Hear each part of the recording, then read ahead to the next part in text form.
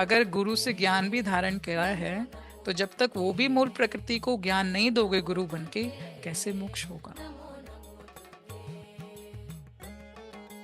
शिव तो यहाँ है, नीचे तो गुरु बैठे हैं ना। आपको यहाँ जाना है तो ये इसको ओवरलैप करके थोड़े ना जाओगे। जो भी आपको समाज में मिला आज तक ज्ञान के रूप में, आध्यात्मिक उन्नति में, आपको वो देना पड़ेगा, और जितना बांटोगे उतना मुक्त हो जाओगे। तो मेरे लिए तो आप सभी गुरु हो, अपने घर में गुरु हो। आपके श्रीमुख से श्री विद्या का प्रचार हो, आपके श्रीमुख से घर वालों को दीक्षा मंत्र मिले। कोई परिवार का सदस्य बाहर ना उपाय ढूंढने, समाधान ढूंढने जाए। श्री विद्या साधना ऐसी साधना भगवान शिव ने साधना करी, आज तक ध्यानस्थ हैं।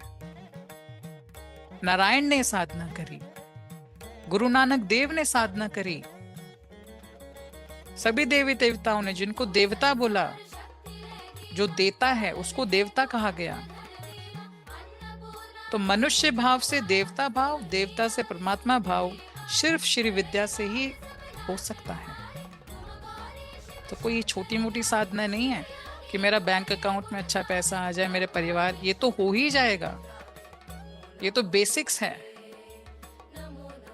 इसलिए जो श्री यंत्र का जो भूपुर है, स्क्वायर फाउंडेशन जो है, उसका शिक्षा आपको मिलती है प्रथम आवरण में। और महालक्ष्मी के 8 स्वरूप भूपुर में ही हैं।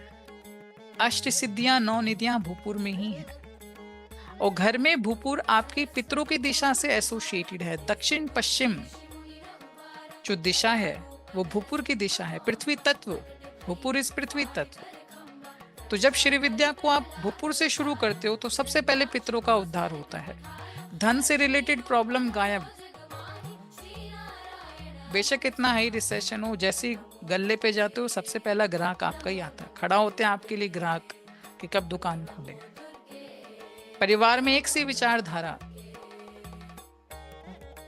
और दक्षिण पश्चिम दिशा रिलेशनशिप्स की है, आपको रिश्तों की है। इसलिए शिव परिवार में जो नंदी हैं वो दक्षिण पश्चिम में जाके बैठते हैं। नंदी ट्रस्ट का सिंबल है।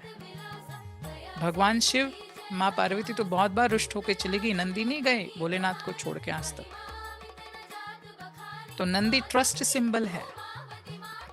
परिवार क्यों टूटा, क्यों विचारधारा अलग अलग हो गई, क्यों बंटवारे हो गए? क्योंकि ट्रस्ट चला गया। ट्रस्ट नहीं है घर वालों में एक दूसरे पे। इसलिए भूपुर से दक्षिण पश्चिम दिशा से श्री विद्या योगनगरी गुरुकुल में शुरू होती है। और सभी आवरण जो 9 आवरण हैं, भूपुर, षोडश दल, अष्टदल, चतुर्दशार, भारदशार, अंतरदशार, अष्टार, त्रिकोण और बिंदु, माँ पार्वती ललिता स्वरूप में यहाँ है और भूपुर में महाकाली के स्वरूप में है। ये पूर्णिमा है श्री यंत्र में, 9वां आवरण, और भूपुर अमावस्या है।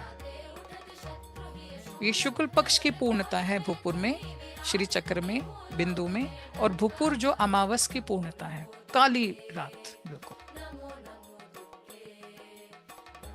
तो दोनों इंपॉर्टेंट है।